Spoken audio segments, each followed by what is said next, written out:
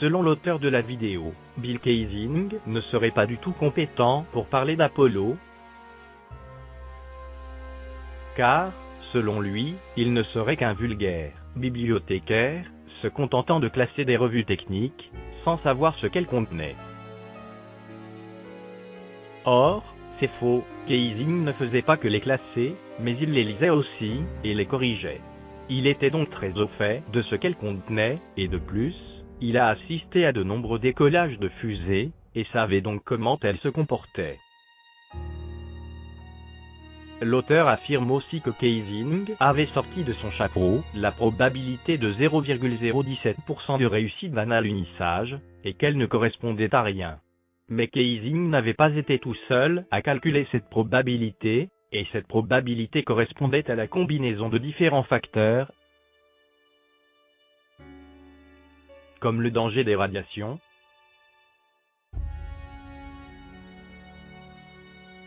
le danger des tempêtes solaires, les grands écarts de température sur la Lune, et le danger des micrométéorites, sans compter le fait que la technologie était encore balbutiante à cette époque, et très éloignée de la technologie actuelle. Donc, non, Bill Kaysing n'avait pas sorti cette probabilité de 0,0017% de sa poche. L'auteur affirme aussi que Ralph Roney, un autre contestataire des missions Apollo, n'était qu'un simple charpentier qui n'avait aucune compétence technique. En fait, il est allé à l'université avant de travailler comme charpentier, et a poursuivi des études personnelles en physique, mécanique, structure des matériaux. Il a même déposé des brevets pour des outils mécaniques.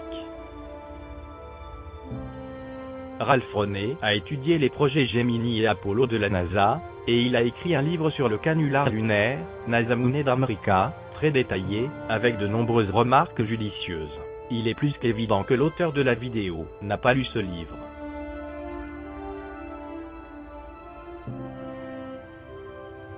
En parlant du module d'entraînement qui s'est écrasé, l'auteur fait remarquer que ce module volait au-dessus de la Terre, et affirme que cela n'aurait pas pu se produire sur la Lune, parce que la gravité y serait infime.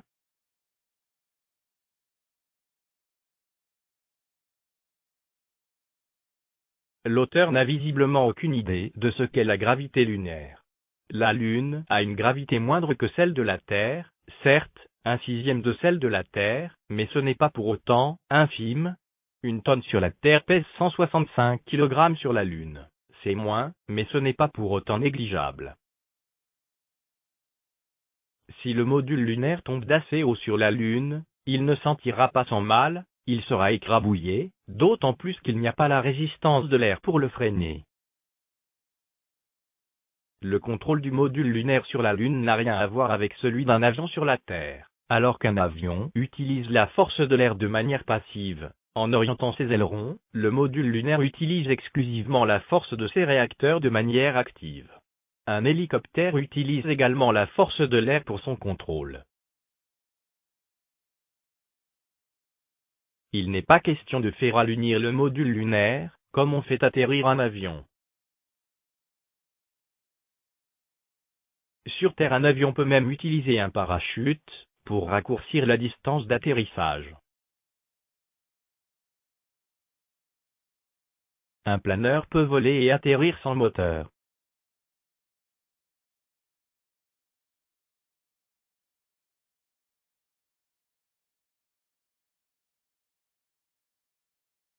Même un hélicoptère peut arriver à se poser sans mal dans le cas où son moteur tombe en panne, en utilisant la force de l'air qui fait tourner ses pales, comme cette démonstration le montre.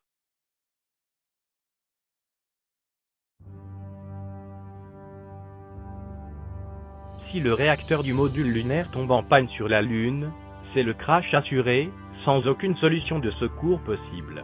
Et les astronautes ne peuvent pas s'éjecter et se poser en parachute comme l'a fait Armstrong lors de son accident avec le module d'entraînement.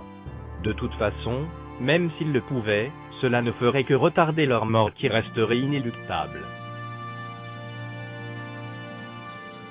et le module lunaire ne peut utiliser la solution choisie pour faire revenir le module de commande sur Terre, ce qui facilite beaucoup son retour. En fait, le module lunaire n'a pas commencé la descente motorisée, c'est-à-dire celle où il utilise activement son réacteur, dès qu'il a quitté le module de commande, parce que l'orbite du module de commande était trop éloignée de la Lune, à une distance de 110 km du sol lunaire. Il a d'abord suivi une trajectoire de transfert, c'est-à-dire en fait une orbite naturelle, appelée transfert d'Hohmann, à distance variable de la Lune, qui permet de faire la jonction entre deux orbites circulaires. C'est seulement lorsqu'il a atteint une orbite à une altitude d'une quinzaine de kilomètres qu'il a commencé effectivement la descente motorisée. Une fois que le module lunaire s'est mis sur l'orbite rapprochée, alors seulement il commence effectivement la descente motorisée. Comme le module lunaire a initialement une vitesse orbitale qui crée une force centrifuge qui permet de contrer l'attraction lunaire, le module lunaire doit réduire cette vitesse pour atteindre la surface lunaire. Le module lunaire commence donc par d'abord prendre une attitude horizontale, et utilise son moteur principal à pleine poussée, pour réduire la très importante vitesse horizontale, environ 6000 km/h, le module lunaire reste pratiquement horizontal, pendant une bonne partie de la descente motorisée. Puis, alors que la vitesse horizontale décroît, il en est de même pour la force centrifuge, et conséquemment la gravité lunaire tend à attirer de plus en plus le module lunaire vers la surface lunaire. Donc, progressivement, le module lunaire commence de tourner vers une attitude verticale, pour commencer de contrer également l'attraction lunaire avant que la vitesse verticale ne devienne trop importante. Mais ce changement d'attitude se fait de manière très progressive. Cette descente n'est pas aussi simple qu'il y paraît, car le module lunaire doit contrôler à la fois la vitesse horizontale et la vitesse verticale. Le but de cette descente est d'arriver près du sol lunaire à la fois avec une vitesse verticale faible et une vitesse horizontale faible. Si le module lunaire arrive près du sol lunaire avec une vitesse verticale trop élevée, c'est le crash assuré, il n'aura pas le temps de la réduire avant de s'écraser. De même, si le module lunaire arrive près du sol lunaire avec une vitesse horizontale trop élevée, c'est aussi le crash assuré, il n'aura plus le temps de la réduire avant de s'écraser. Et ce contrôle qui devait être précis, le module lunaire devait le faire avec un ordinateur poussif, qui se permettait de se bloquer et redémarrer, comme c'est arrivé plusieurs fois dans la descente d'Apollo 11. Et, en cas d'échec dans cette descente, aucune solution de secours possible, les astronautes ne peuvent pas s'éjecter et être récupérés par une ambulance en touchant le sol. Il n'y a pas de deuxième chance, et ce type de descente ne peut être testé sur Terre, il ne peut être testé que sur la Lune. C'est pourquoi les ingénieurs de la NASA avaient initialement prévu de faire des alunissages non habités, jusque dans les années 80 au moins, pour avoir le temps de maîtriser cette technique difficile, et aussi de permettre à la technologie d'évoluer. En cas de crash, des vies humaines seraient au moins épargnées, et un crash avec des humains aurait fait une très mauvaise publicité à Apollo.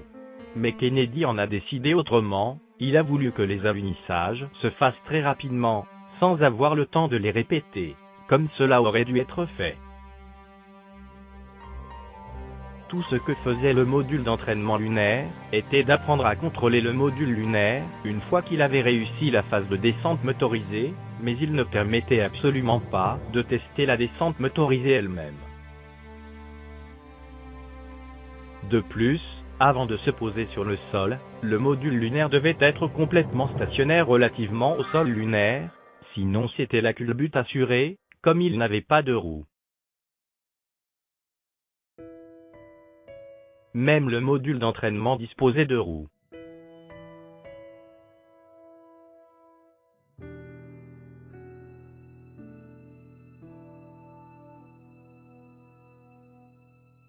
Vous direz qu'un hélicoptère n'a pas de roues non plus, et se pose verticalement, mais un hélicoptère a un gros avantage sur le module lunaire, il peut régler l'inclinaison de ses pales, pour ajuster le freinage dû à la résistance de l'air.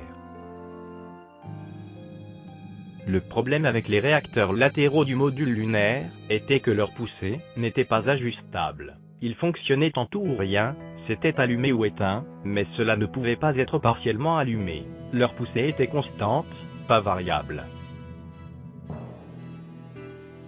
La conséquence est que, pour arrêter le module lunaire, il devait être allumé pendant un temps très précis, comme leur poussée ne pouvait être ajustée. Et c'est là tout le problème, car l'ordinateur du module lunaire ne pouvait pas fournir la précision requise. La période de la tâche de guidage était de 2 secondes, alors qu'avec les ordinateurs actuels, elle pourrait être inférieure à 1 milliseconde.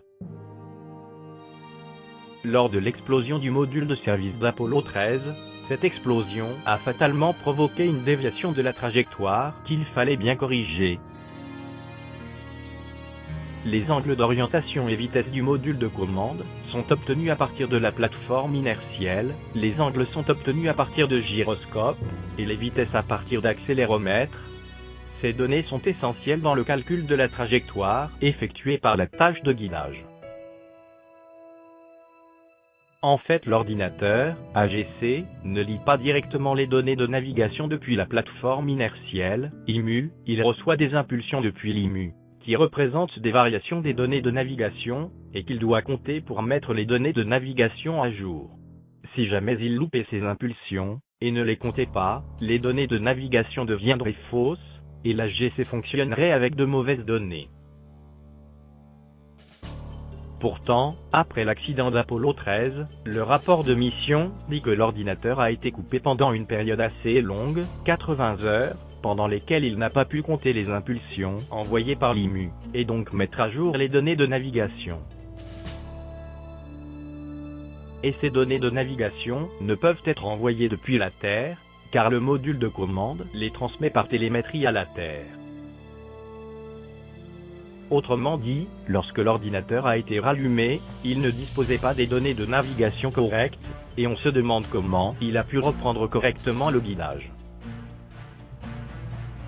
Pourtant, la NASA a envoyé la mission suivante, Apollo 14, très rapidement après Apollo 13, sans avoir fait les modifications techniques nécessaires. Ce n'est pas la seule occasion dans laquelle la NASA a montré un manque total de professionnalisme, incompatible avec la dangerosité des missions lunaires. La NASA rapporte que, durant Apollo 10, il y a eu des oscillations importantes sur une pile à oxygène. Ces oscillations auraient pu mettre en danger le fonctionnement normal du module lunaire. Une étude menée dans un laboratoire a révélé que de petites perturbations dans la température du capteur de carburant étaient souvent présentes comme le montre la figure. Cette étude a montré que de petites perturbations isolées pouvaient générer une instabilité au cas où le réacteur était poussé assez fort et que la température était assez basse. À partir de cette information, ils ont imaginé des procédures pour éliminer les oscillations au cas où elles se produiraient. Seulement, comme les ingénieurs ne pouvaient reproduire le problème en laboratoire, et que le problème ne se produisait que dans l'environnement lunaire, il est évident que les ingénieurs auraient dû envoyer une autre mission près de la Lune pour s'assurer que le problème était effectivement réglé, et que les oscillations ne se produisaient plus. Si la pile à oxygène avait lâché dans la descente motorisée sur la Lune, cela aurait eu des conséquences tragiques pour les astronautes. Au lieu de cela, la NASA a directement envoyé la mission suivante, Apollo 11, se poser sur la Lune, sans s'assurer que le problème était effectivement réglé, avec cette épée de Damoclès que les oscillations dangereuses pourraient à nouveau se produire, et causer éventuellement la panne de la pile à oxygène. Autrement dit, les ingénieurs de la NASA ont joué à la roulette russe avec la sécurité des astronautes. On a vraiment l'impression qu'on est dans un film hollywoodien cultivant le suspense, et non dans des missions lunaires sérieuses cherchant à assurer la sécurité des astronautes. Ensuite, l'auteur de la vidéo a mentionné l'absence de cratère en dessous du module lunaire. Il affirme que les illustrateurs montrant le réacteur du module lunaire émettant une forte poussée venaient de l'ignorance des illustrateurs. Certes, les illustrateurs peuvent faire des erreurs, mais les ingénieurs ne contrôlent-ils pas le travail des illustrateurs, et ne les corrigent-ils pas quand ils font des erreurs? Quand l'auteur dit que le moteur du module lunaire était coupé, avant que le module lunaire ne touche le sol, il a raison, mais il était coupé plus près du sol lunaire qu'il ne le pense. Il doit penser qu'il était coupé assez loin du sol lunaire, parce qu'il s'imagine que la pesanteur est infime sur la Lune, comme il l'a dit plus tôt, mais en fait, le moteur était coupé lorsque l'une des perches qui pendait sous les pieds du module lunaire touchait le sol lunaire. Ces perches avaient une longueur totale de 1,70 m depuis le dessous des pieds, c'est-à-dire que le moteur était coupé lorsque le module lunaire se trouvait à hauteur d'homme au-dessus du sol lunaire. Si le moteur était coupé avant que le module lunaire ne touche le sol, c'est parce que la jupe du réacteur était très proche du sol lunaire lorsque le module lunaire reposait sur le sol, comme on le voit sur cette photo d'Apollo 11, et que, si le réacteur avait encore été allumé, cela aurait endommagé le module lunaire. Dans Apollo 15, comme le module lunaire ne s'est pas très bien posé, la jupe du réacteur a même carrément touché le sol.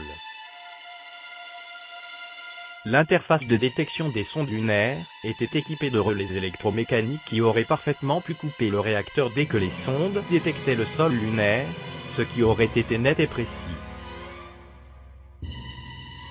Au lieu de cela, cette interface se contentait d'allumer des lampes, avertissant les astronautes de la proximité du sol lunaire.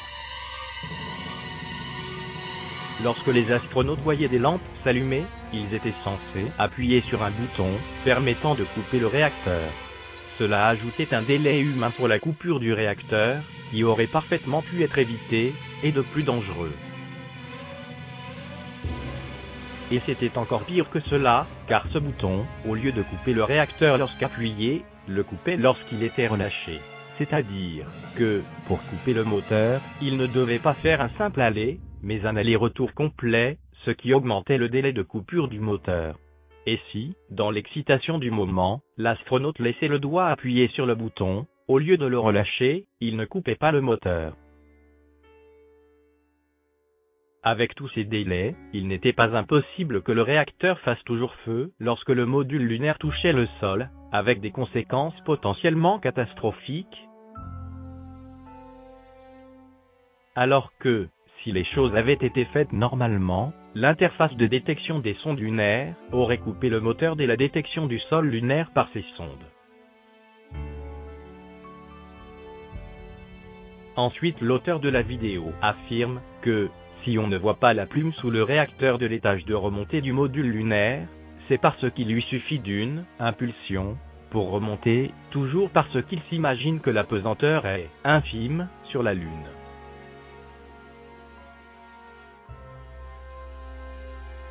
D'habitude, les tenants d'Apollo cherchent d'autres explications, comme le fait que cette plume n'aurait pas été visible, mais aucun n'avait encore affirmé qu'il suffisait d'une petite impulsion pour faire décoller le module lunaire. Si une petite impulsion avait été donnée au module lunaire, il serait tout de suite retombé, il ne se serait pas élevé dans le ciel lunaire. Non, la remontée du module lunaire ne se passait pas du tout de cette manière. Le module lunaire montait d'abord verticalement avec son moteur, poussant au maximum, puis prenait une attitude horizontale pour se mettre en orbite autour de la Lune. Une fois que le module lunaire était en orbite, il sautait d'orbite en orbite, en utilisant des transferts d'Hohmann, pour se rapprocher du module de commande. L'étage de descente du module lunaire était conçu de manière assez symétrique, pour limiter le déplacement du centre de gravité par rapport à la poussée. Par contre, l'étage de remontée du module lunaire était conçu de manière assez asymétrique, ce qui s'expliquait par la différence de densité des propergoles. Toutefois, lorsque les réservoirs de propergoles se vidaient, cela provoquait un déplacement non négligeable du centre de gravité du module. Le moteur du module de descente était articulé, ce qui permettait de faire une correction sur la ligne de poussée du réacteur. Cette correction était nécessaire, parce que le centre de gravité tendait à se déplacer avec le vidage des réservoirs de propergoles, et l'articulation du moteur permettait de rediriger constamment la ligne de poussée dans la direction du centre de gravité, et donc d'éviter l'apparition d'un couple de désalignement qui aurait fait tourner le module lunaire. Cette animation indique comment cette correction fonctionnait, et non comment le centre de gravité se déplaçait réellement. Malheureusement pour le module de remontée, son moteur n'était pas articulé, contrairement à celui de l'étage de descente, et il ne pouvait donc être réorienté pour que la ligne de poussée continue de passer par le centre de gravité alors que celui-ci se décalait avec le vidage des réservoirs de propergol. Cela provoquait l'apparition d'un couple de désalignement, faisant tourner le module lunaire dans le sens des aiguilles d'une montre. Si ce couple de désalignement n'avait pas été compensé, il aurait fait tourner le module lunaire comme une girouette. Et le module lunaire se serait écrasé sur la Lune quelque temps après avoir décollé.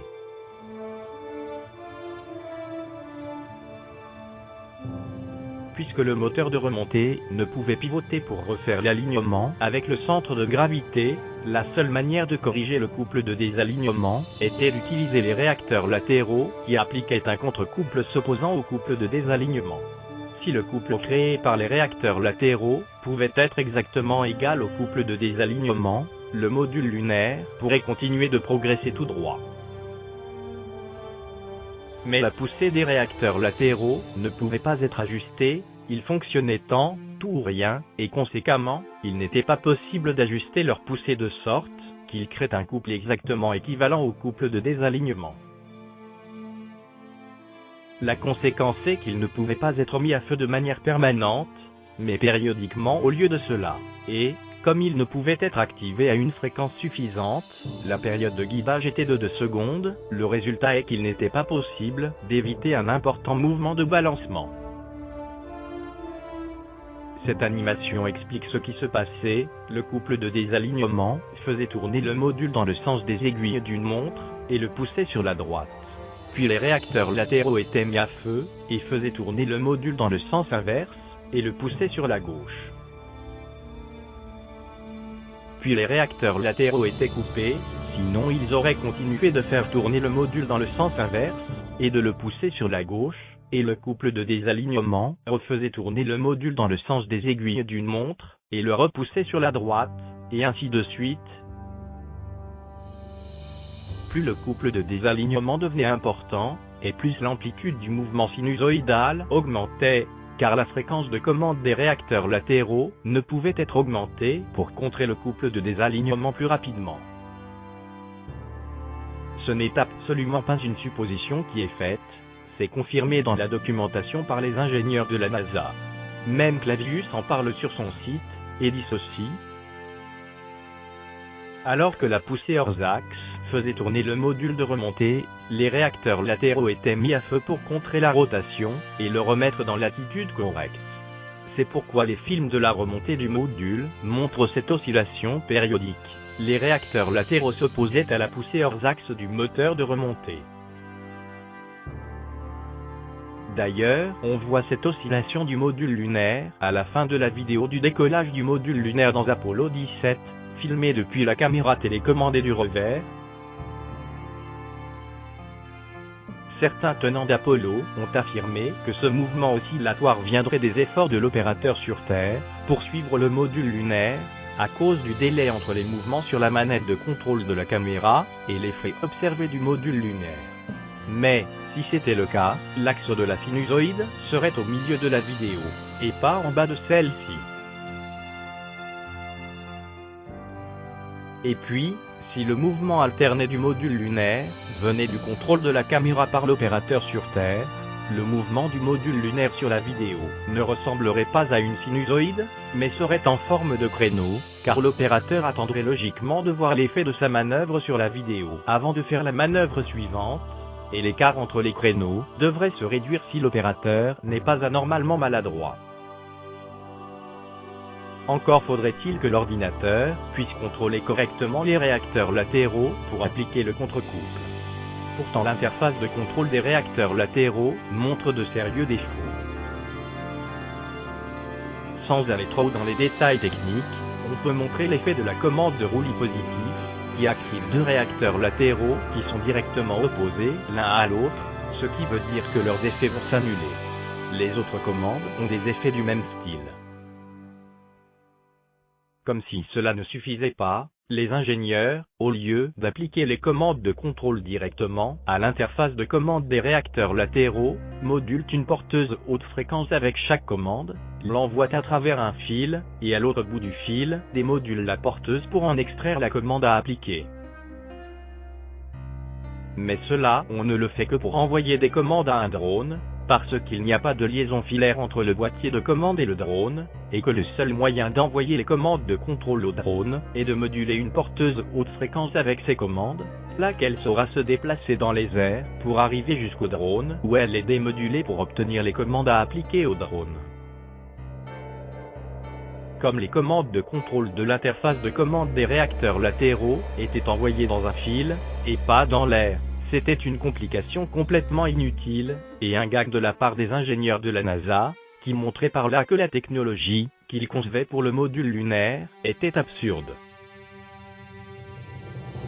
Quand on voit tous ces problèmes accumulés, on commence à penser qu'il y avait une forte probabilité pour que le décollage du module de remontée se termine par un crash. Les tenants du canular lunaire critiquent aussi le flottement du drapeau sur la Lune, disant qu'il ne peut pas flotter sur la Lune en absence de vent, mais l'auteur de la vidéo dit que le drapeau ne flotte que quand il est planté par un simple mouvement d'inertie, et que, après qu'il ait été stabilisé par les astronautes, il ne bougeait plus du tout. En fait, ce n'est pas vrai qu'il ne bouge plus du tout après que les astronautes l'aient planté et stabilisé, car on le voit flotter un peu après qu'un astronaute soit passé devant lui sans le toucher dans une vidéo d'Apollo 15, faisant penser qu'un courant d'air, circulant entre l'astronaute et le drapeau l'aurait mis en léger mouvement.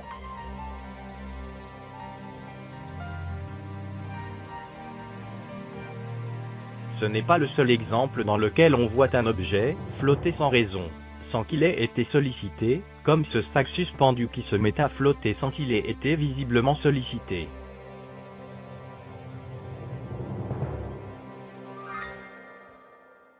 Les Mythbusters ont fait une démonstration en mettant un drapeau dans une chambre à vide, et en faisant le vide dans cette chambre.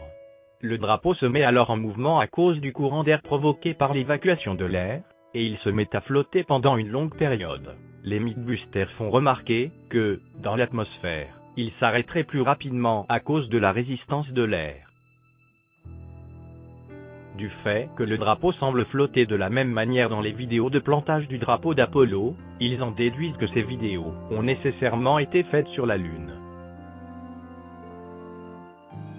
Ils oublient juste une chose, ils ont peut-être fait le vide dans la chambre contenant le drapeau, mais ils n'ont pas remplacé la gravité terrestre par la gravité lunaire, et leur drapeau flotte donc suivant la gravité terrestre et non la gravité lunaire. S'ils avaient remplacé la gravité terrestre par la gravité lunaire, le drapeau aurait flotté avec une période plus lente, comme ce qui est représenté sur cette animation.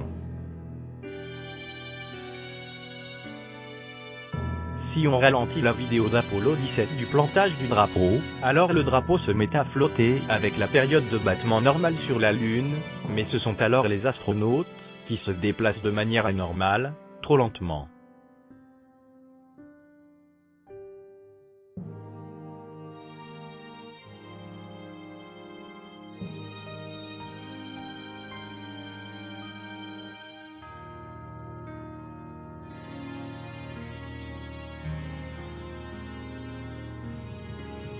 L'auteur de la vidéo nous parle de l'anomalie d'ombre, non parallèle dans une photo d'Apollo 14, mise en avant par les tenants du canular.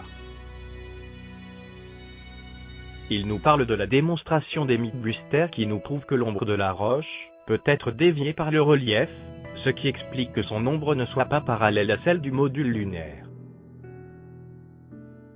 En fait, la démonstration des Mythbusters a été reprise depuis une démonstration faite par le Centre spatial Goddard. Dans cette démonstration, Goddard affirme avoir fait une réplique exacte de la roche d'Apollo 14. Dans ce cas, Goddard prouve lui-même l'anomalie, qui n'est pas un problème de direction d'ombre, mais qui est le fait que l'ombre qu'il nous montre n'est pas la même que celle qu'on voit dans la photo d'Apollo 14. Sur la photo d'Apollo 14, l'ombre se termine différemment, elle se termine en biais, et c'est cela la véritable anomalie, et non la direction de l'ombre. Différentes personnes ont montré des photos sur lesquelles on voit des ombres non parallèles, pour souligner le fait que les ombres non parallèles sur les photos d'Apollo ne sont pas anormales. En fait, les ombres sont parallèles. Si elles étaient vues de haut, on les verrait parallèles. C'est la perspective de la photo qui les rend non parallèles. Toutefois, ces ombres ont une propriété remarquable. Si on les prolonge, on constate qu'elles se rencontrent toutes en un point commun, le point de fuite. C'est cela la clé, c'est ce qu'il faut vérifier sur les photos d'Apollo, si les ombres se rencontrent bien en un point commun. Et justement, si on effectue cette vérification sur les photos d'Apollo, on se rend compte bien souvent que cette règle n'est pas respectée, que les ombres ne se rencontrent souvent pas en un point commun. Il y en a beaucoup d'exemples, en particulier dans Apollo 15. Il y a une autre règle de direction des ombres qui fait que, plus une ombre est proche de l'ombre du photographe, qui est toujours verticale sur la photo lorsque l'appareil photo est tenu normalement, plus elle est verticale. Inversement, plus elle s'éloigne de l'ombre du photographe, et plus elle est penchée. Lorsque l'ombre du photographe est au milieu de la photo, une ombre qui est sur le bord de la photo s'inclinera au maximum de la moitié de l'angle de vue de l'appareil. On voit même sur une photo d'Apollo 16, deux ombres qui sont carrément perpendiculaires l'une à l'autre, ce qui est évidemment impossible. L'ombre du photographe a aussi des propriétés très intéressantes. Lorsque le photographe a le soleil droit dans son dos, son ombre apparaît sur le milieu de la photo, et son ombre fait toujours face à la photo, et ne peut jamais apparaître de profil. Si l'ombre du photographe apparaît de profil, alors qu'elle est sur le milieu de la photo, c'est clairement une incohérence. Et cela revient souvent sur les photos d'émission. Si le photographe pivote sur la droite, il a alors le soleil sur sa droite, et son ombre demeure verticale sur la photo, mais est poussée sur la gauche de la photo. Son ombre apparaît alors avec un profil orienté vers la droite, mais ce profil est au maximum tourné de la moitié de l'angle de vue de l'appareil, et ne peut être complet. Si le profil de l'ombre du photographe apparaît orienté vers la gauche, alors qu'elle est sur la gauche de la photo, alors c'est une incohérence. Inversement, lorsque le photographe pivote sur la gauche, il a alors le soleil sur sa gauche, et son ombre demeure également verticale, mais est poussée sur la droite de la photo. Son ombre apparaît alors avec un profil orienté vers la gauche, mais ce profil est au maximum tourné de la moitié de l'angle de vue de l'appareil, et ne peut être complet. Si le profil de l'ombre du photographe apparaît orienté vers la droite, alors qu'elle est sur la droite de la photo, alors c'est une incohérence. Par exemple, sur ces deux photos d'Apollo 14, montrées en vue stéréoscopique, l'ombre du photographe apparaît au milieu de la photo, ou presque, sur les deux photos, mais, alors que l'ombre du photographe apparaît de face sur la première photo, elle apparaît complètement de profil sur la deuxième photo, ce qui est complètement anormal, et impossible.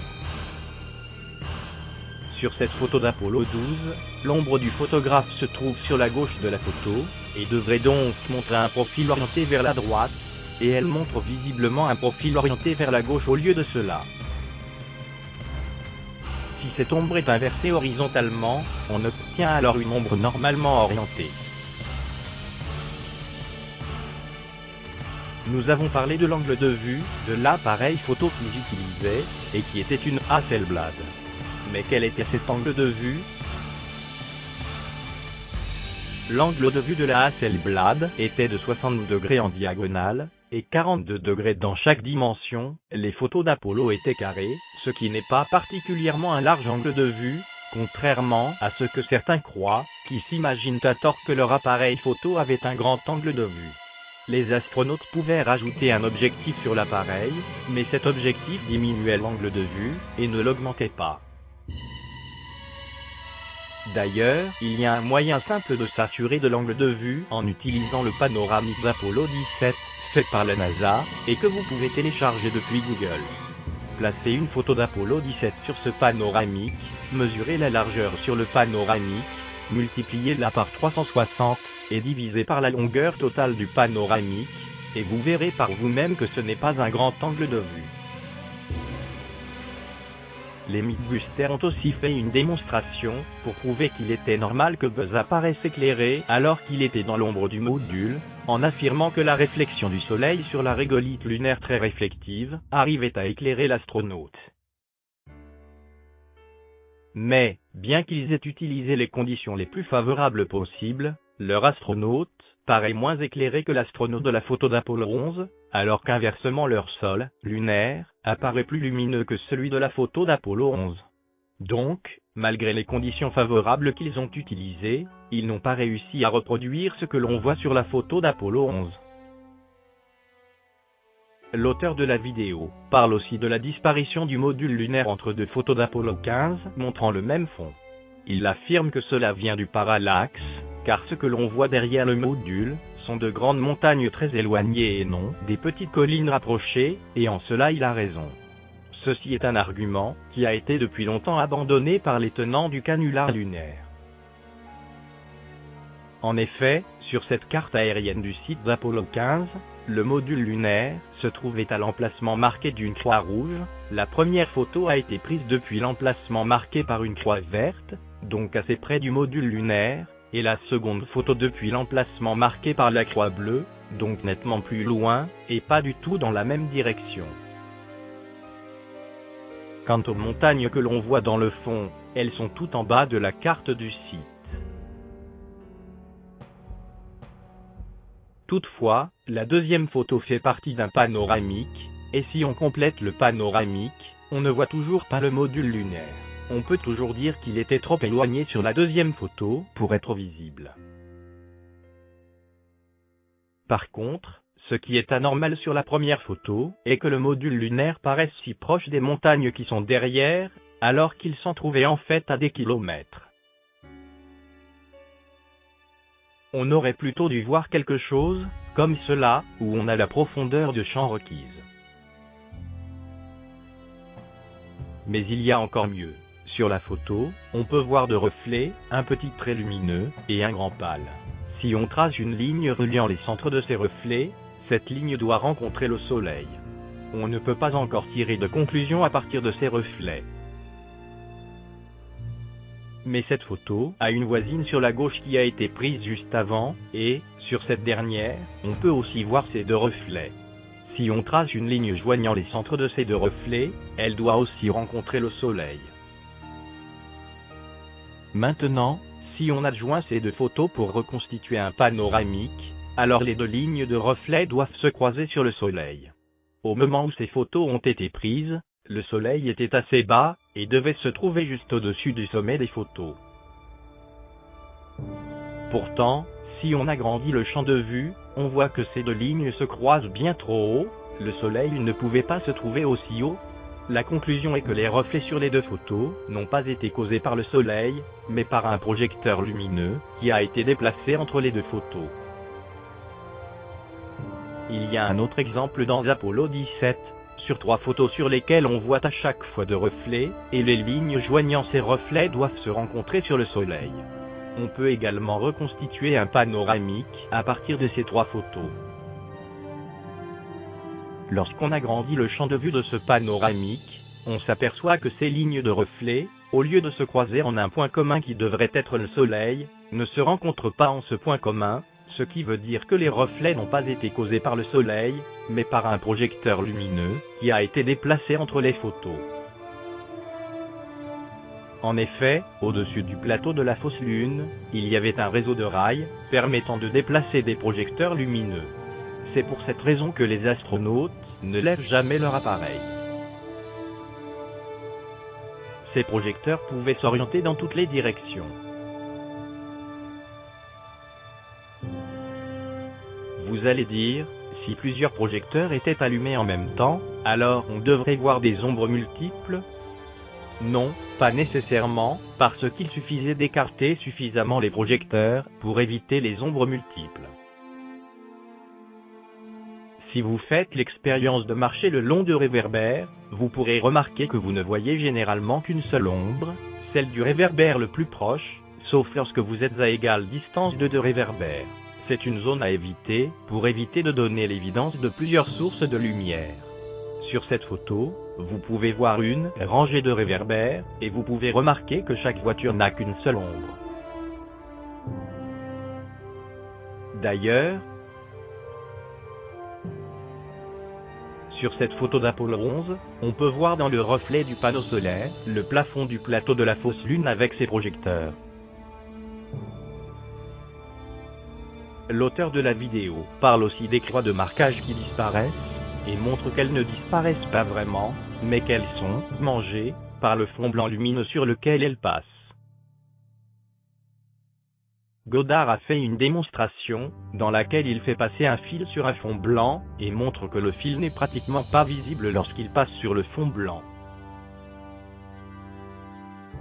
Si la croix de marquage était près du fond blanc, le fond blanc pourrait l'attaquer sous un angle large, et l'éroder conséquemment. Mais, si la croix de marquage est tout près de l'objectif de l'appareil, alors le fond blanc ne peut l'attaquer que sous un angle très faible, et ne parvient pas alors à l'éroder. Et, les croix de marquage étaient encore plus près de la pellicule, car elle était construite à l'intérieur de l'appareil, ce qui fait qu'aucun fond ne peut les éroder, aussi blanc soit-il.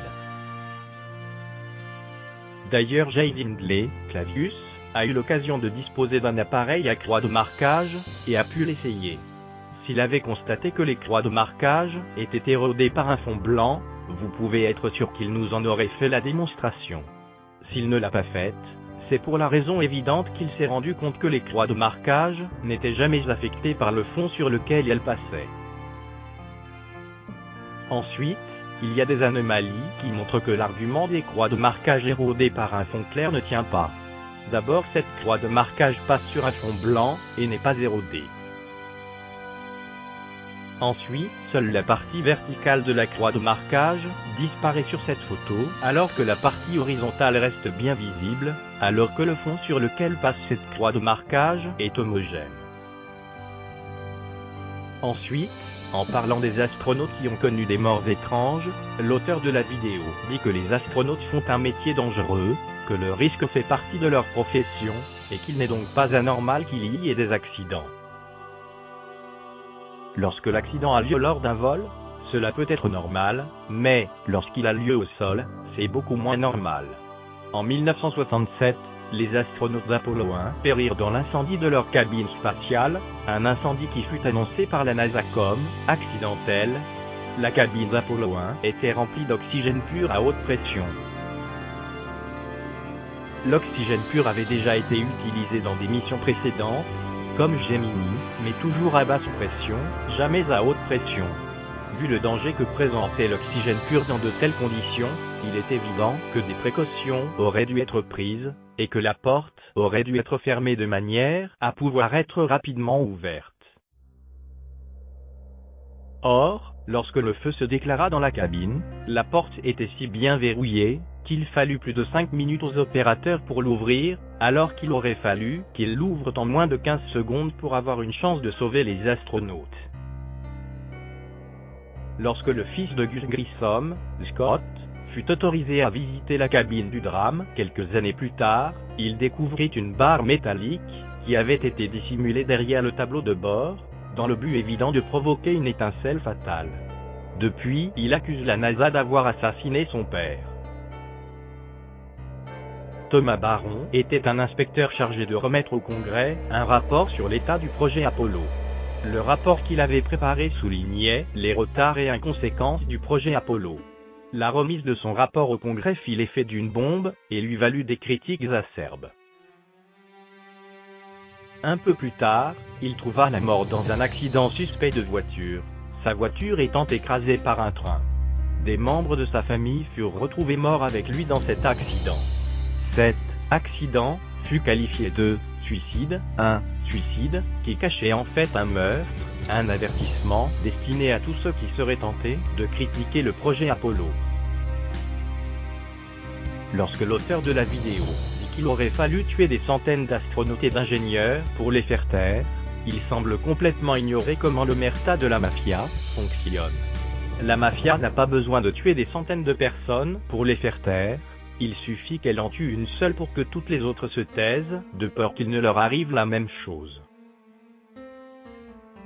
Il n'est pas aussi au courant de la compartimentalisation de la NASA, dans laquelle chaque personne ne sait que ce qu'elle a besoin de savoir, et ne sait pas ce qui dépasse son domaine de compétence. La plupart des employés de la NASA n'étaient absolument pas au courant du canular lunaire, et ont cru qu'Apollo avait vraiment aligné exactement comme le reste de la population américaine. La fusée Saturne représentait la plus grosse partie du projet, et cette partie a été faite sérieusement, et il valait mieux qu'elle marche correctement, car c'est elle qui donnait au projet sa crédibilité. Les tenants du canular lunaire n'ont jamais contesté cette partie du projet.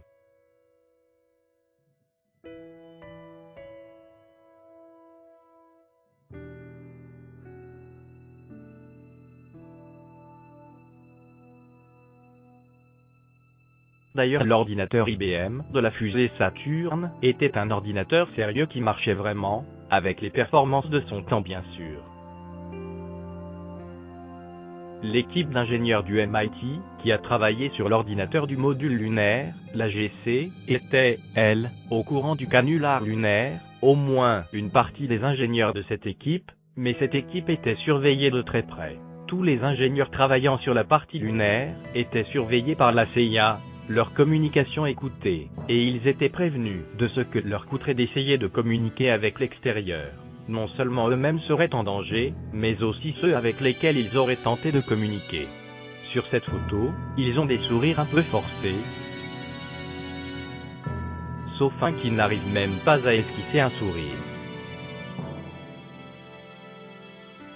Albert Hopkins, qui a participé à la conception matérielle de l'AGC, a participé à une démonstration en 1965. Lui, il savait à propos du canular lunaire, il savait qu'il participait à une tricherie, et il savait aussi qu'il aurait été dangereux pour lui et sa famille de parler. Dans la démonstration, il se montre très nerveux, il n'arrête pas de baisser la tête et les yeux. Et la démonstration que font les trois ingénieurs, Eldon Hall, Ramon Alonso et Albert Hopkins, est remplie d'anomalies et d'indices destinés à avertir ceux qui seraient assez perspicaces pour voir ces indices.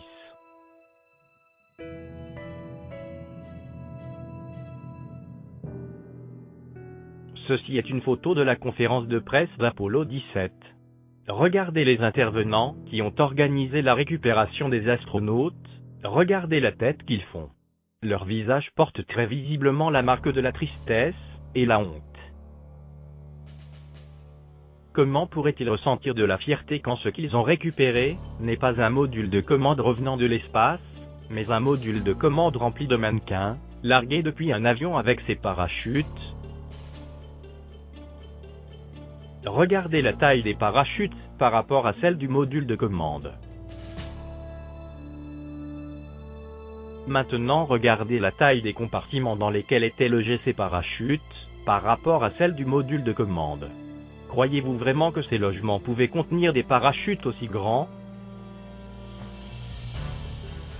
Lorsque la NASA nous fait une démonstration du module de commande, largué depuis un avion, les parachutes sont largués en même temps que le module de commande, elle ne nous montre pas les parachutes se déployant à partir du module de commande. Il n'y a pas la moindre preuve que les parachutes du module de commande pouvaient se déployer à partir du module de commande.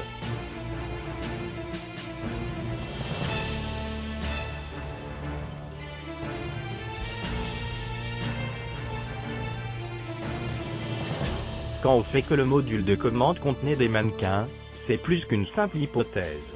Regardez cette séquence d'un astronaute hissé dans une nacelle par un hélicoptère, et qui est montrée au ralenti. Il ne paraît pas naturel. Voyez ses jambes, comme elles sont fines. À un moment, l'astronaute penche la tête, mais ce mouvement de tête est purement mécanique, absolument pas naturel, et dû au mouvement de la nacelle. Si cela avait été un homme, il aurait été capable de garder sa tête droite. Et aussi, l'astronaute garde son casque hermétiquement fermé, et ne lève même pas sa visière. Pourtant, il pourrait maintenant librement respirer. surtout qu'il n'a même pas de sac de survie dans le dos pour le fournir en oxygène, ce qui veut dire qu'il doit étouffer derrière son casque. Et à propos des astronautes, on leur avait aussi demandé de mentir. Pourtant, ils paraissent vraiment convaincus d'avoir marché sur la Lune, ils semblent ne pas en marquer de doute, ils ne ressemblent pas à des hommes qui se forcent à mentir.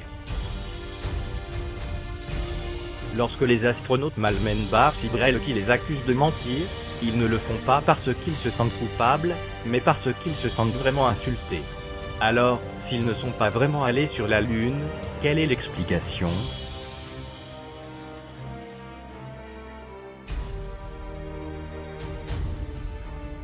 L'explication, c'est MKUltra. MKUltra est un programme de contrôle mental développé par la CIA dans les années 60. Ce programme utilisait l'hypnose et le LSD, et a été testé sur des soldats et des prisonniers. Il y a des photos, dans le dernier magazine d'Apollo 17, dans lesquelles on voit les astronautes d'Apollo 17 dans un état second, bizarre, et qui semble confirmer l'hypothèse de l'utilisation du programme mental de la CIA dans le but de les convaincre qu'ils ont marché sur la Lune. Bien sûr, les tenants d'Apollo vont le nier, et prétendre que leur attitude était due au stress. Mais, si les astronautes ne se trahissent pas par leur attitude, hormis certains astronautes comme Pete, Conrad et Neil Armstrong, ils se trahissent d'une manière différente, en montrant qu'ils sont incapables de raconter de manière cohérente ce qu'ils ont fait sur la Lune. Buzz Aldrin, dans le film In the Shadow of the Moon, dit que, pour éviter un obstacle, il devait cabrer le module vers le haut, avec la conséquence qu'il ne pouvait plus voir le sol lunaire à travers les hublots. Il parle comme s'il pilotait un avion, et non un module lunaire. Mais le module lunaire ne se manœuvrait pas du tout comme un avion. Il n'avait pas besoin de se cabrer vers le haut, mais il devait simplement faire un mouvement translatoire vers le haut en utilisant ses réacteurs latéraux verticaux, et conséquemment l'attitude du module lunaire ne changeait pas, et les astronautes continuaient d'avoir la même vue du sol lunaire. Donc le fait que Buzz ne savait pas que le module lunaire n'avait pas besoin de se cabrer pour passer au-dessus d'un obstacle, prouve qu'il n'a pas pu voler avec lui au-dessus de la Lune, sinon il l'aurait nécessairement su. Buzz Aldrin raconte aussi dans le même film qu'il a utilisé le moment qu'Armstrong descendait sur la surface lunaire pour faire ses besoins dans le système d'évacuation d'urine du module lunaire, pour, a-t-il dit, ne pas être incommodé plus tard sur la Lune. Mais il n'a pas pu utiliser le dispositif de collecte d'urine du module lunaire pour la simple raison que le vide doit être fait dans le module lunaire avant que le premier astronaute ne sorte, car le sas de sortie n'a pas de chambre intermédiaire. Il a donc dû mettre son habit spatial avant qu'Armstrong ne descende sur la surface lunaire, et donc n'a pas pu uriner dans le module lunaire pendant qu'Armstrong descendait l'échelle du module. Comment pouvait-il l'ignorer s'il a vraiment été sur la Lune ? Lorsque Charlie Duke a été interrogé par James May, et qu'il lui a été demandé comment les astronautes pouvaient s'orienter avec le rover, et retrouver leur chemin vers le module lunaire sans boussole, Charlie Duke a répondu qu'ils n'avaient qu'à suivre les traces des roues du rover, pour retrouver leur chemin vers le module lunaire.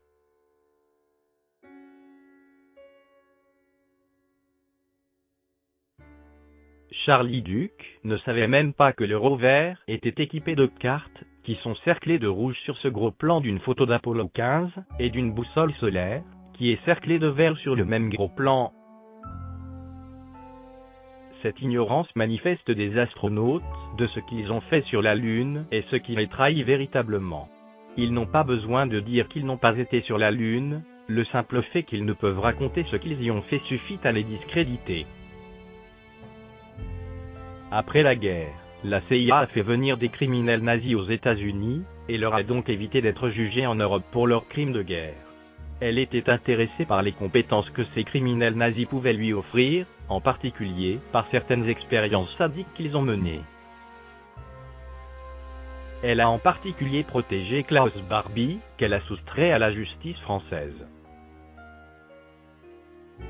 Von Braun et Arthur Rudolph étaient deux criminels nazis, qui auraient certainement comparu au tribunal de Nuremberg, si la CIA ne les avait pas ramenés en Amérique pour utiliser leurs services. Von Braun est connu pour ses fusées V2 qui ont fait des ravages, et plein de victimes civiles en Angleterre. Arthur Rudolph était le chef du camp de Dora dans lequel il a commis un véritable génocide. À la libération du camp, les Américains ont découvert plus de 20 000 cadavres, témoignant des conditions inhumaines avec lesquelles les prisonniers étaient traités dans ce camp. Les prisonniers de ce camp étaient traités comme de véritables esclaves, vivant dans des conditions épouvantables, à tel point qu'Albert Speer, après avoir visité ce camp, a demandé à Rudolph d'améliorer la condition des travailleurs du camp, demande que Rudolph a ignorée. Bien que Von Braun ait affirmé qu'il n'était pas au courant des mauvaises conditions de traitement des prisonniers du camp, des témoignages de prisonniers démentent formellement son affirmation. Des prisonniers l'ont vu passer à côté de piles de cadavres sans broncher. En fait, Von Braun ne serait même pas le vrai créateur des fusées V2, ce n'était pas le génie qu'on imagine. Le vrai concepteur du programme était un savant allemand du nom de Paul Schröder.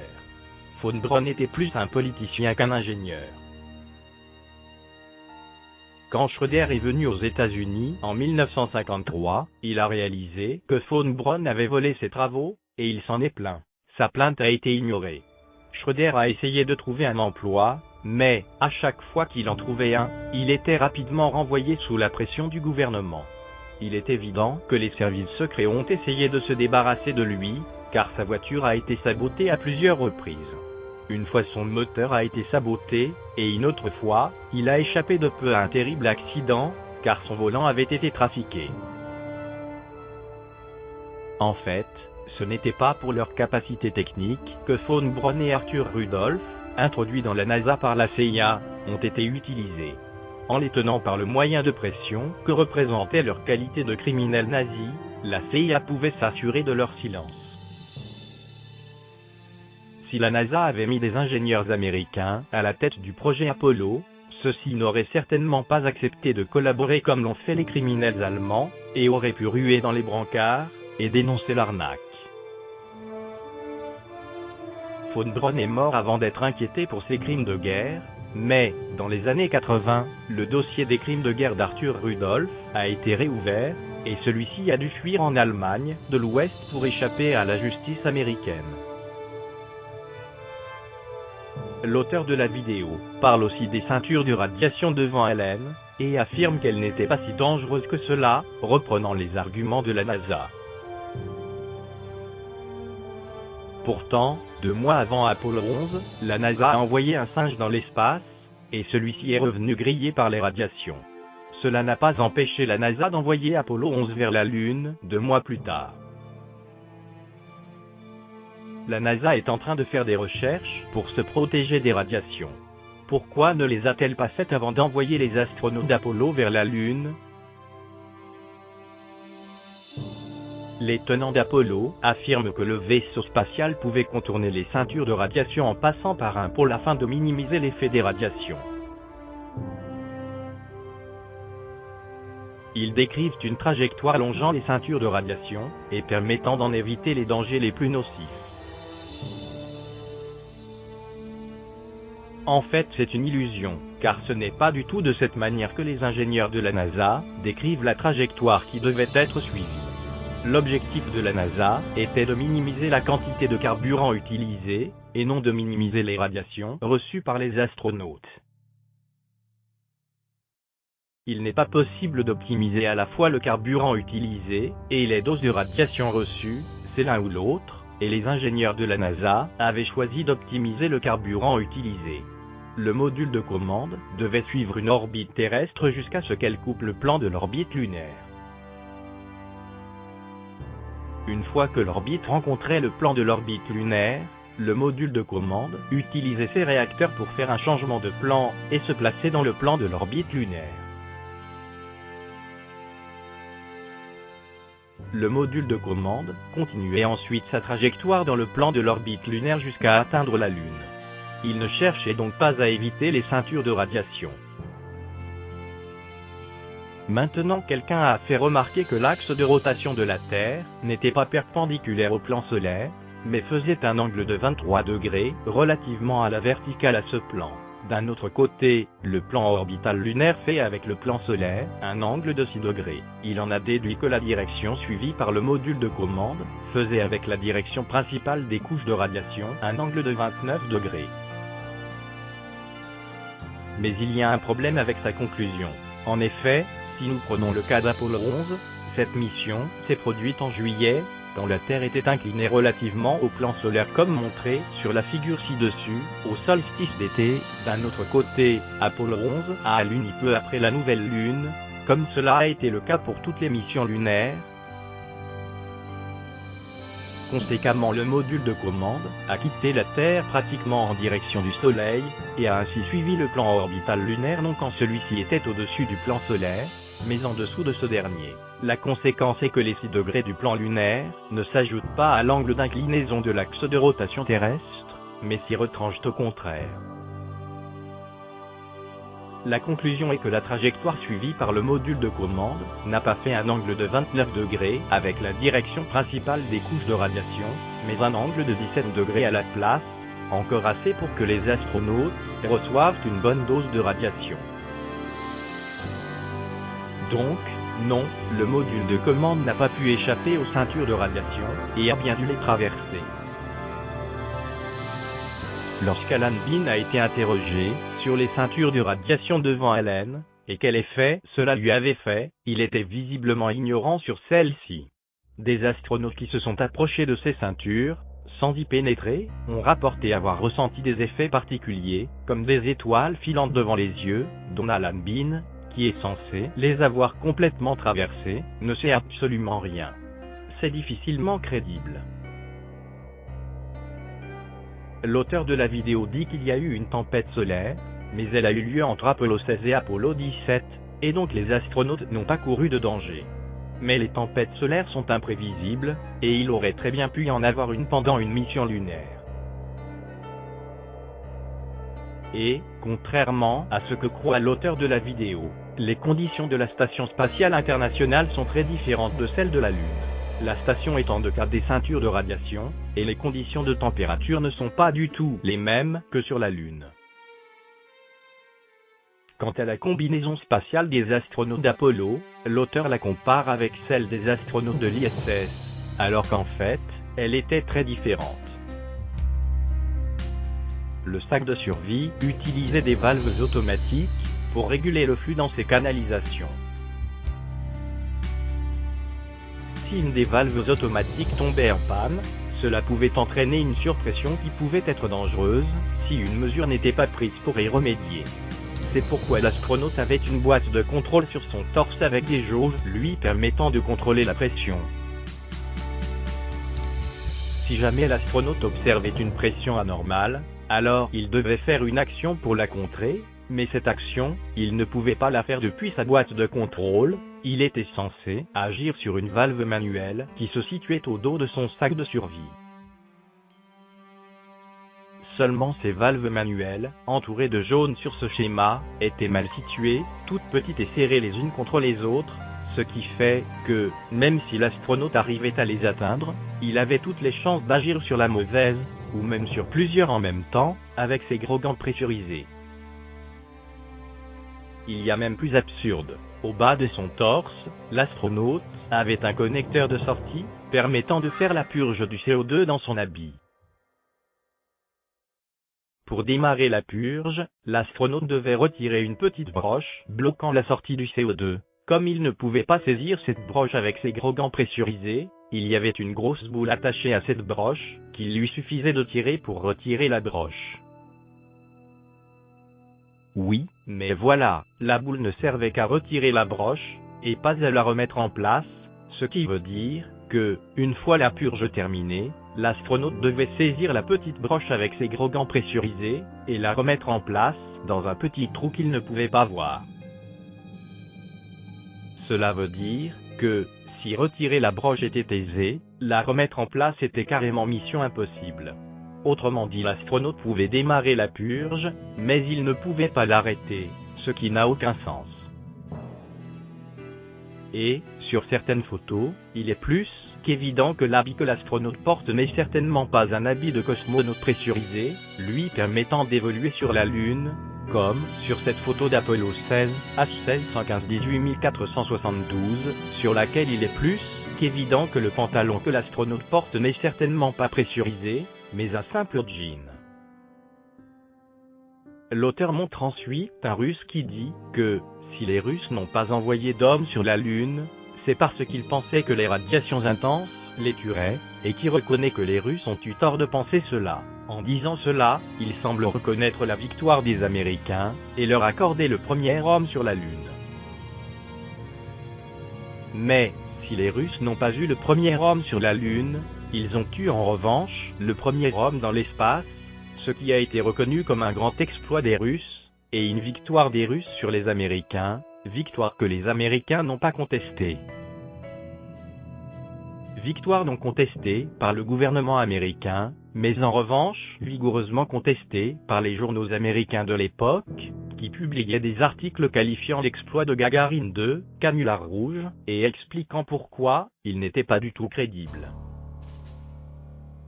En effet, ces articles expliquaient que Gagarine avait annoncé survoler l'Amérique du Sud, seulement un quart d'heure après avoir décollé de Russie, alors qu'il lui fallait au moins 3/4 d'heure pour l'atteindre, ce qui veut dire que, lorsqu'il a fait cette annonce, il était encore bien loin de l'Amérique du Sud, en plein océan Pacifique. Gagarine a aussi annoncé pouvoir voir nettement les prés et fermes russes alors qu'il était à une altitude de 200 000, plus de 300 km. Sur Google Maps, à cette altitude, on peut voir plusieurs départements de la France. Il est évident qu'à une telle distance Gagarine n'avait aucune chance de pouvoir distinguer des prés et des fermes. Gagarine a aussi annoncé qu'il avait une belle vue de la Terre à travers son hublot, alors que le chef du programme spatial russe a dit dans un meeting en Italie que sa cabine n'avait pas de hublot. Il a plus tard essayé de se rattraper en disant que sa cabine avait peut-être des sens. Enfin Gagarine n'est pas revenu dans sa cabine, mais en parachute. Tandis que sa cabine spatiale s'est écrasée loin du point où est revenue Gagarine, et a été complètement détruite. Il est plus que manifeste que Gagarine a été largué depuis un avion, et est descendu en parachute comme le font tous les parachutistes. Il y a encore plein d'autres indices de l'arnaque, comme le fait qu'il aurait été filmé sous 4 angles différents dans sa cabine alors que sa cabine n'avait que 2 caméras de télévision. Et Gagarine a raconté dans ses mémoires qu'il avait une combinaison bleue,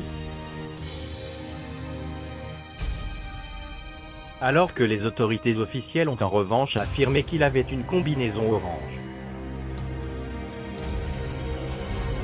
Devant toutes ces anomalies, un représentant de l'Illinois, Roman Plusinski, a dit qu'il n'était pas possible d'accepter cet exploit sans clarification des Russes.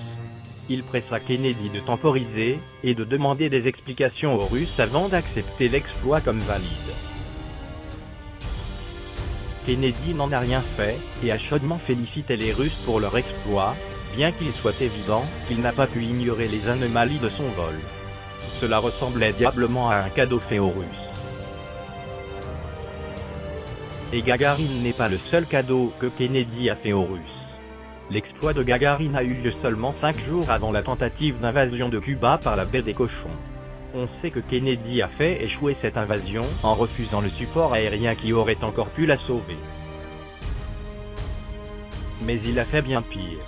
En effet, l'invasion devait initialement se faire près d'une région montagneuse facile à aborder, qui permettrait aux envahisseurs de se replier dans une montagne en cas d'échec initial, et de mener ensuite une guerre de guérilla contre Castro.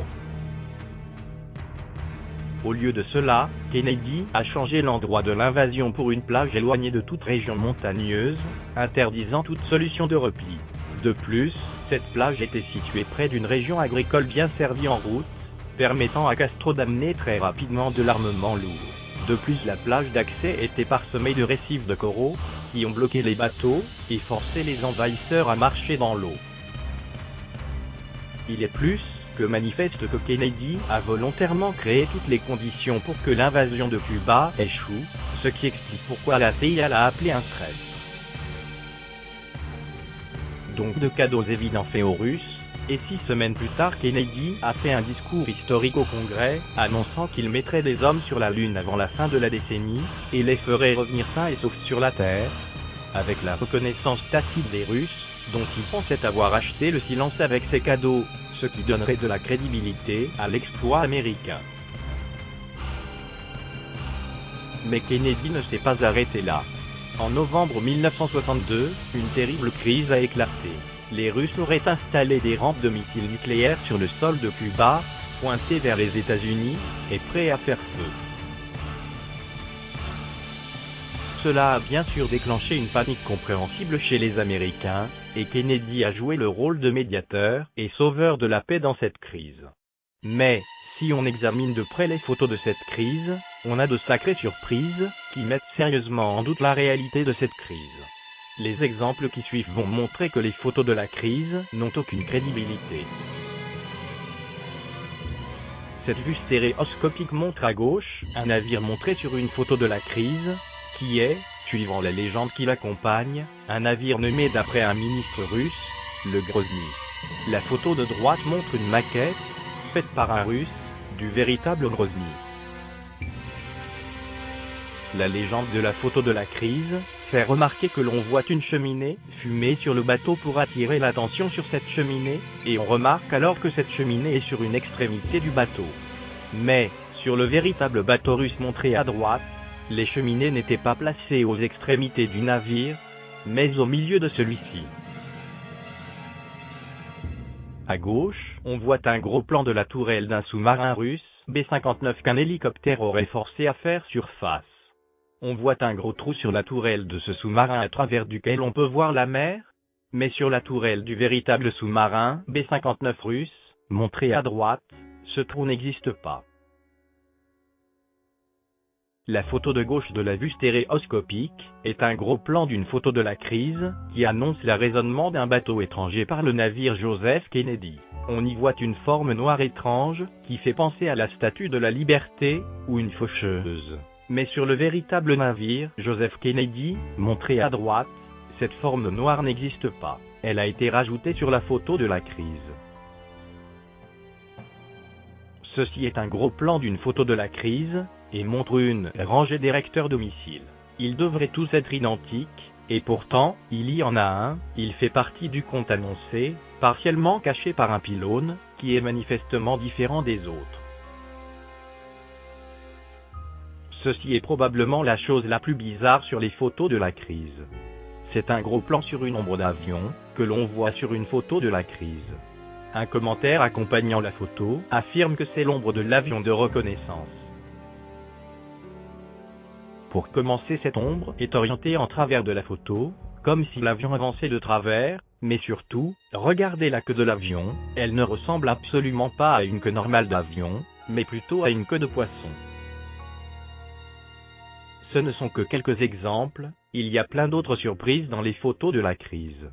Vous vous demanderez pourquoi les dirigeants étrangers auxquels les photos de la crise ont été communiquées ne se sont rendus compte de rien. En fait, les anomalies n'apparaissent pas tout de suite dans les photos de la crise, les premières photos paraissent normales. Mais, plus on avance dans les photos de la crise, et plus les anomalies deviennent criantes. En fait, les dirigeants étrangers ne se sont pas donné la peine d'examiner en détail les photos, ils ne sont pas allés plus loin que les premières photos.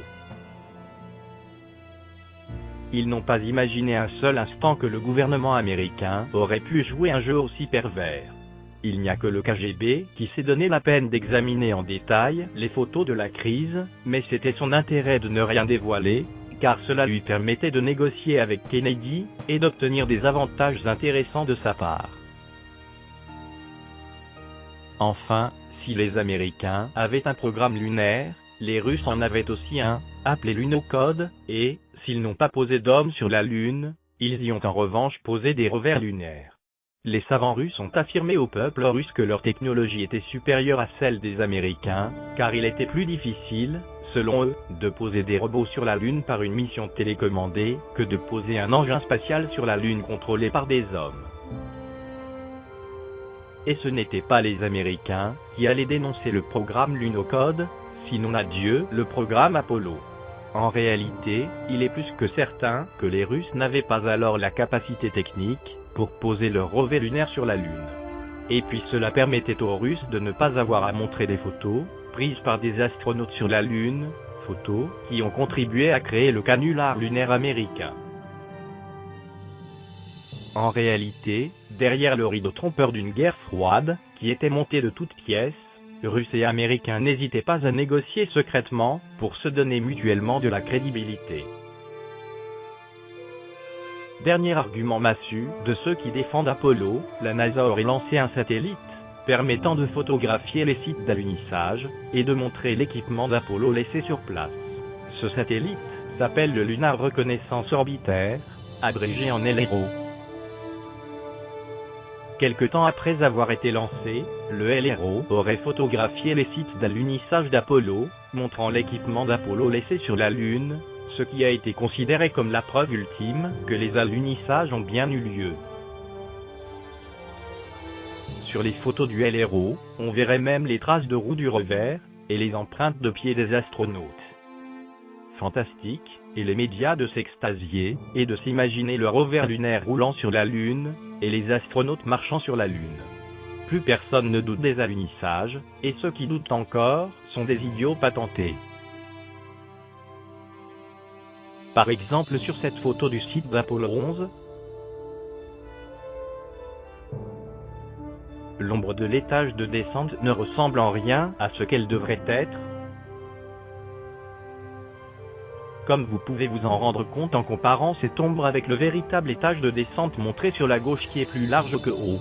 L'ombre a la forme d'un peuplier, et ne peut absolument pas correspondre avec l'étage de descente. Sur ce gros plan du module lunaire d'une photo du site d'Apollo 14, la manière dont le module paraît éclairé suggère que la lumière du Soleil est orientée suivant la flèche jaune, mais l'ombre du module indique qu'elle est orientée suivant la flèche rouge. Sur cette photo du site d'Apollo 16, le module lunaire s'est posé juste au bord d'un cratère, au risque de tomber dedans, alors qu'il avait plein de place pour se poser à côté, et son ombre est si anormalement longue, qu'elle arrive jusqu'au bord opposé du cratère, alors que le cratère est bien plus grand que le module. Et de plus, sur les photos de la mission, le cratère n'était pas juste à côté du module lunaire, mais en était nettement plus éloigné. Sur ce gros plan d'une photo du site d'Apollo 11, 3 pieds du module apparaissent éclairés, mais pas le quatrième. Or la patte reliant le pied non éclairé au module apparaît-elle éclairée, alors que les autres pattes ne le sont pas. Sur ce gros plan d'une photo du site d'Apollo 12, alors que les pieds du module devraient former un carré, ils forment un quadrilatère quelconque bien loin d'être un carré. Sur ce gros plan d'une photo du site d'Apollo 17, l'ombre du module indique que la lumière du Soleil est orientée suivant la flèche verte. Sur la gauche de cette direction, on voit un pied du module, entouré de rouge, qui est éclairé par le Soleil. Symétriquement à cette direction, il y a un autre pied, entouré de jaune, qui devrait logiquement être éclairé de la même manière, et qui reste pourtant dans l'ombre. Il y a bien d'autres exemples d'anomalies, mais celle-là devrait déjà vous convaincre que les photos du LRO sont loin d'être normales. Et puis le fait que l'on verrait les traces de roues du rover, et les empreintes de pieds des astronautes à une telle altitude, alors que le sol de la Lune étant sec, il ne peut y avoir de différence de couleur, est complètement absurde. De plus, lorsqu'on télécharge les photos du LRO, on peut constater qu'elles portent dans leur en-tête la signature d'Adobe Photoshop. Les ingénieurs n'ont même pas pris la précaution de l'effacer, ils voulaient visiblement qu'on se rende compte que les photos du LRO ont été photoshopées. Quant à l'argument que la NASA aurait utilisé Photoshop pour rajouter des annotations, il ne tient pas, car la NASA avait son propre outil pour le faire. Pour finalement jouer au pilori la crédibilité des photos du LRO, Il suffit de regarder quelle était la mission primaire du LRO, décrite dans un document technique. Ce document raconte que, après avoir stationné sur une orbite circulaire, qu'ils appellent quasi-frozen orbit,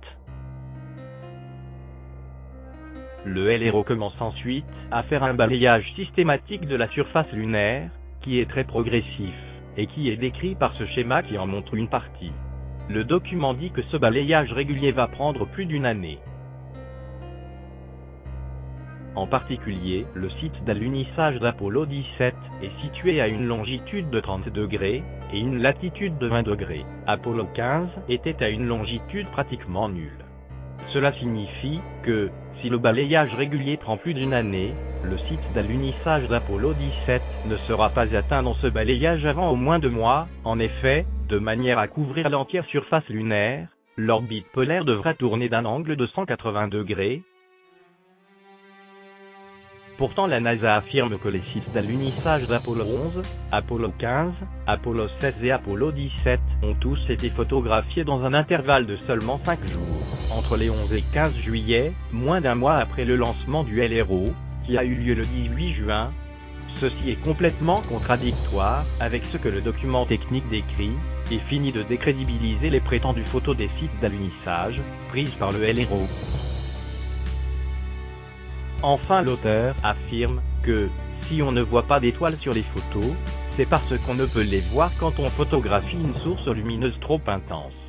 Encore que, dans cette photo prise dans l'espace, si on ne voit pas d'étoiles, ce n'est pas simplement pour une raison de luminosité, mais aussi parce que l'appareil ne vise pas en direction des étoiles.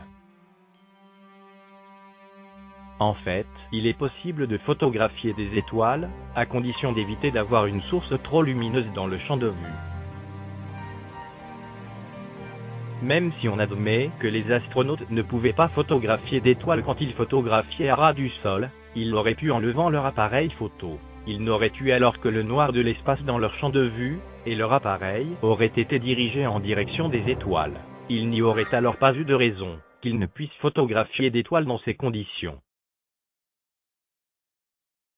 Ils auraient alors aussi pu photographier la Terre dans l'émission où elle était trop haute pour être vue sur les photos, prises à ras du sol. Il n'y a pas une seule photo de la Terre sur les photos, prises sur la Lune dans l'émission Apollo 12 à Apollo 16, et pourtant, il y en a plusieurs dans Apollo 17. Pourquoi ? En fait, Apollo 17 était la mission qui était la plus éloignée du centre de la face de la Lune que nous voyons depuis la Terre. Ces coordonnées faisaient qu'elle apparaissait plus bas dans le ciel que dans les autres missions. Sa direction faisait avec l'horizontale un angle de seulement 52 degrés, et c'est pourquoi on peut la voir sur certaines photos, alors qu'on ne peut pas la voir dans les autres missions. En fait, il y a 2 photos d'Apollo 11 sur lesquelles on peut voir la Terre. Étrange, mais en fait, ces 2 photos contiennent un truc qui va vous être expliqué. Si on compare la Terre sur les 2 photos, on se rend compte que, par rapport à l'arête supérieure du panneau du module, la Terre bouge à la fois parallèlement et perpendiculairement relativement à cette arête. Cette arête est horizontale, donc un mouvement parallèle relatif à cette arête correspond à un mouvement horizontal, et un mouvement perpendiculaire correspond à un mouvement vertical. Pour que la Terre bouge parallèlement à l'arête, il faut que l'astronaute bouge latéralement au module, et pour que la Terre bouge perpendiculairement à l'arête, il faut que l'astronaute s'approche du module. Mais, si l'astronaute s'était approché du module sur la 2e photo, la hauteur du panneau, distance, mesurée perpendiculairement entre les 2 bords horizontaux, aurait augmenté sur la 2e photo.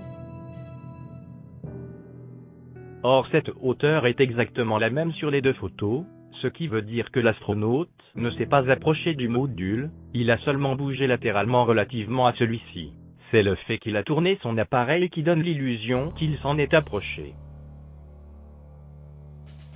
Donc, si le mouvement horizontal, parallèle à l'arête supérieure du panneau, de la Terre est normal, par contre son mouvement vertical, perpendiculaire à l'arête supérieure du panneau, est en revanche anormal. Voilà ce que l'on aurait dû voir en fait sur la deuxième photo corrigée, c'est-à-dire simplement un mouvement de la Terre parallèle au panneau, sans mouvement perpendiculaire. Voilà pourquoi deux photos avec la Terre ont été prises dans Apollo 11, simplement pour donner un indice. Et ce n'est pas le seul indice donné. Si on regarde le croissant de Terre, on peut voir qu'il est orienté de sorte que la séparation entre la partie éclairée et la partie ombrée est quasiment parallèle à l'arête supérieure du panneau du module, c'est-à-dire en fait qu'elle est horizontale quand la Terre est vue normalement. On ne se rend pas immédiatement compte de l'anomalie parce que le croissant de Terre apparaît horizontal lors de la séquence du lever de Terre. Mais dans ce cas, c'est normal, parce que le module de commande est à ce moment à l'extrême est de la Lune. Si le module de commande tournait en sens inverse autour de la Lune, et arrivait par l'extrême ouest, alors il verrait le croissant de Terre orienté de cette manière au moment du lever de Terre, c'est-à-dire avec la partie ombrée apparaissant en haut au lieu d'en bas. Si quelqu'un se déplaçait très rapidement entre l'extrême est de la Lune et l'extrême ouest, il verrait le croissant de Lune tourner comme montré dans cette animation. Le site d'alunissage était situé à 23 degrés de longitude et une latitude proche de 0. À cette longitude, le croissant de Terre apparaissait orienté de cette manière. Si on l'oriente d'une manière correspondante relativement à l'arête supérieure du panneau du module, cela donne ceci. Ce n'est pas le seul problème.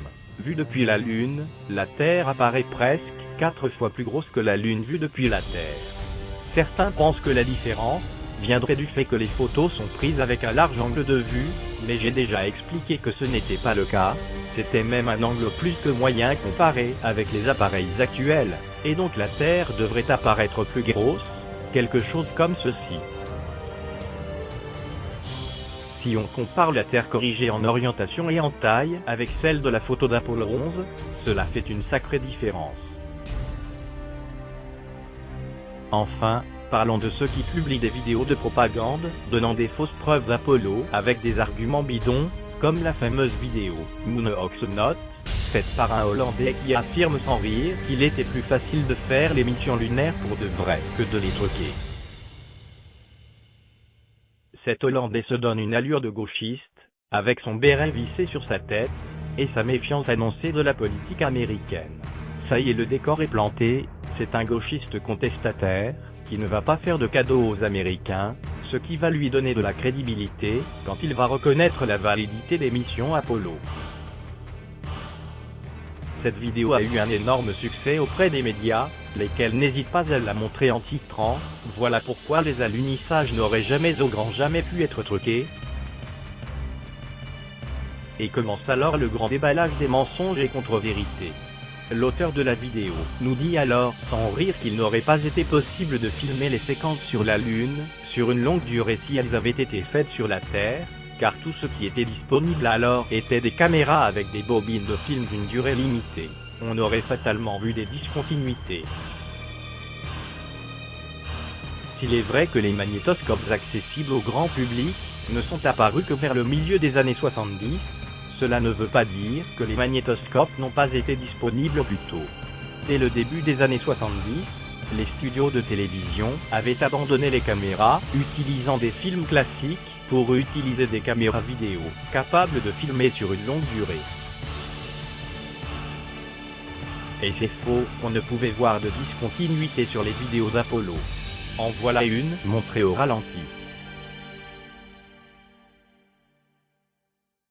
Et une autre.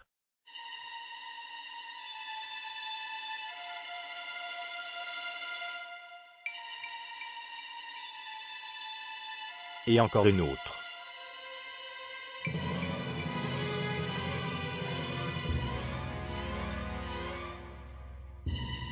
Et, à en croire l'auteur de la vidéo, aller sur la Lune était si simple que les astronautes auraient presque pu y aller en ULM. La NASA travaillait sur des maquettes de la Lune qu'elle pouvait utiliser comme fond dans les scènes d'Apollo. Sur les vidéos dans l'espace, il est évident que les modules spatiaux que l'on voit sont des maquettes et pas les modules réels. Cette animation stéréoscopique montre à gauche le module de commande tel que vu depuis le module lunaire, et sur la droite, simultanément le module lunaire, tel que vu depuis le module de commande. Mais il y a un gros problème, car tel que le module de commande voit le module lunaire tourner à droite, le module lunaire ne pourrait voir le module de commande tourner tel que montré à gauche. Mais comme ceci, après que la vidéo montrant le mouvement du module de commande tel que vu depuis le module lunaire ait été inversée. Une incohérence manifestement intentionnelle. Et il y a dans les films des années 60 des effets spéciaux qui sont bien supérieurs à ce que l'on voit dans les vidéos d'Apollo. Comme cette scène où Cary Grant manque de renverser sa voiture dans le vide, et voit le précipice en dessous de lui. En fait, il s'agit d'un trucage, car Hitchcock n'aurait jamais fait prendre un tel risque à Cary Grant. Et les effets spéciaux que l'on voit dans Space Odyssey de Kubrick sont de qualité bien supérieure à ce que l'on voit dans les vidéos d'Apollo.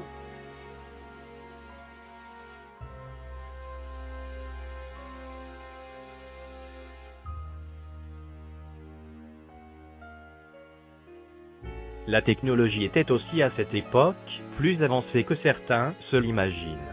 Par exemple, si on ne pouvait pas encore s'échanger des photos sur Internet, il était déjà possible d'envoyer des photos par modem, comme l'atteste cette scène du film Bully dans laquelle des policiers reçoivent à distance une photo transmise par ligne téléphonique.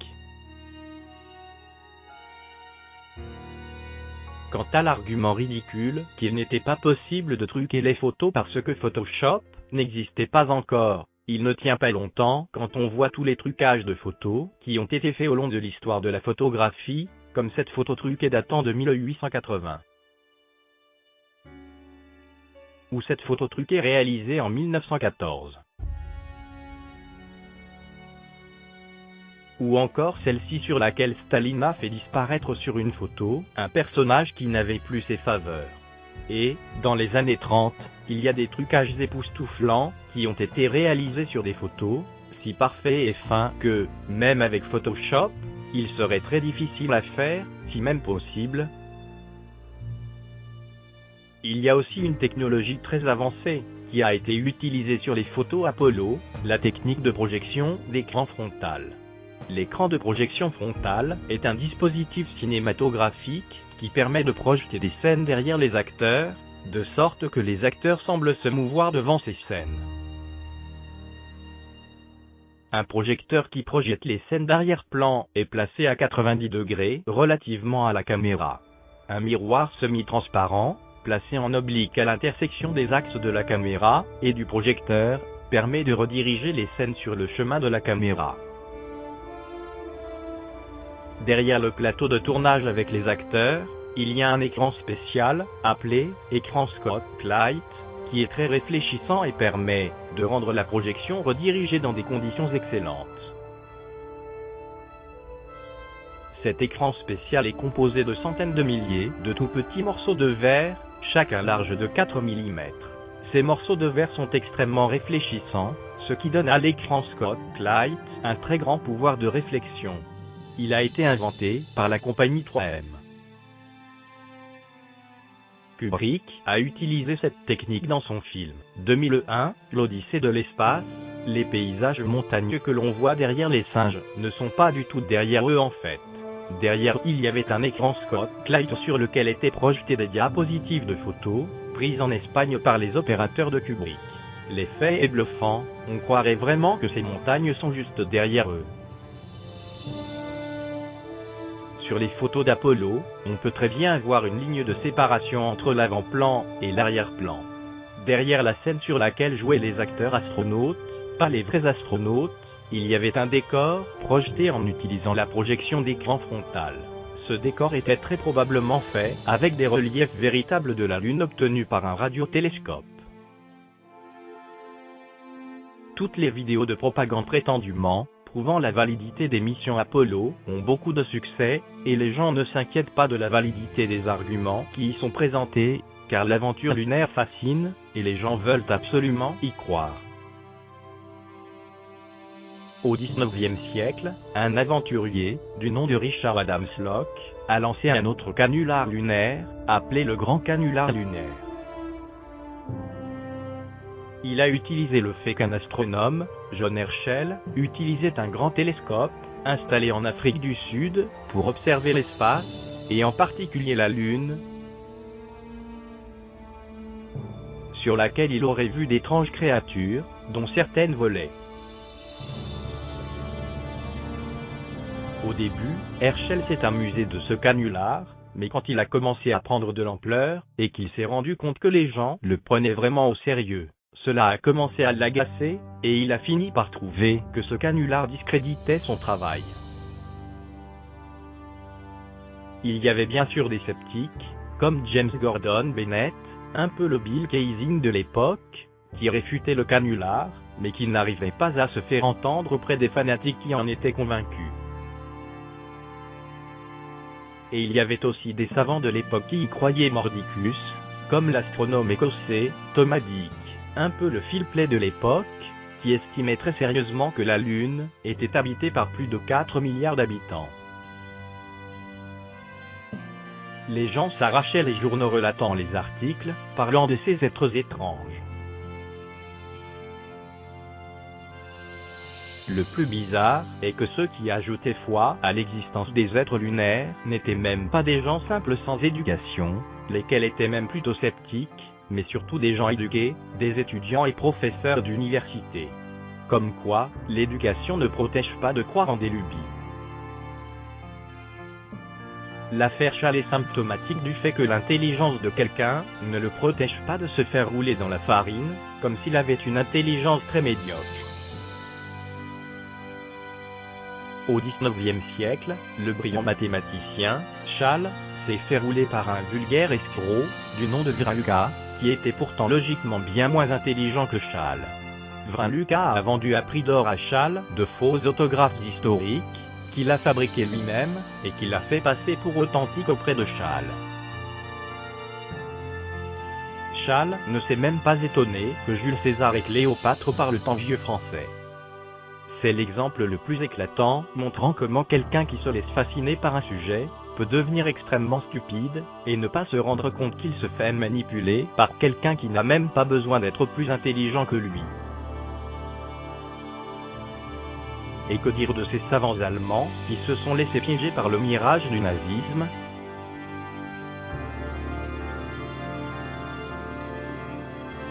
On peut donc faire le constat que la fascination tue l'intelligence, et peut rendre quelqu'un qui est normalement intelligent complètement idiot, quand il aborde le sujet qui le fascine, alors qu'il peut garder son intelligence sur d'autres sujets.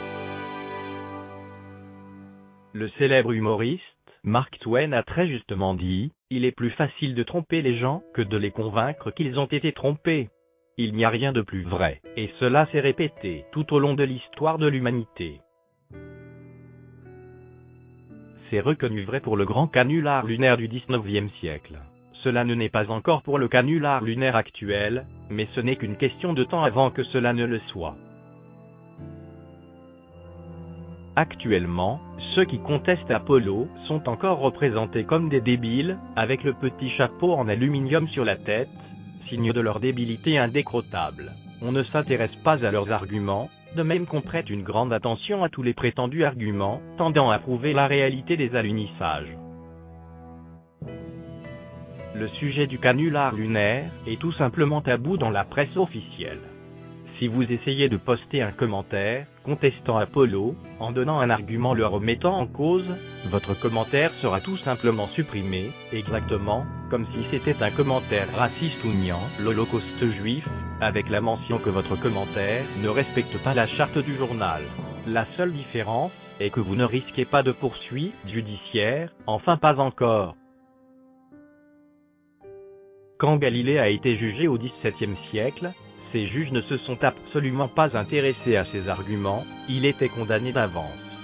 Il s'opposait au dogme officiel, et rien que pour cela, il devait être condamné. Actuellement, Apollo reste un dogme que l'on n'a pas le droit d'attaquer officiellement. Si YouTube pratiquait la même politique de censure que les médias français, vous ne pourriez pas voir cette vidéo. Si vous voulez choisir un sujet de fascination, alors choisissez d'être fasciné par la vérité. C'est la seule fascination saine qui ne vous rendra pas stupide, et avec laquelle vous êtes sûr de ne pas vous tromper, en tout cas pas de manière permanente, car l'erreur est humaine.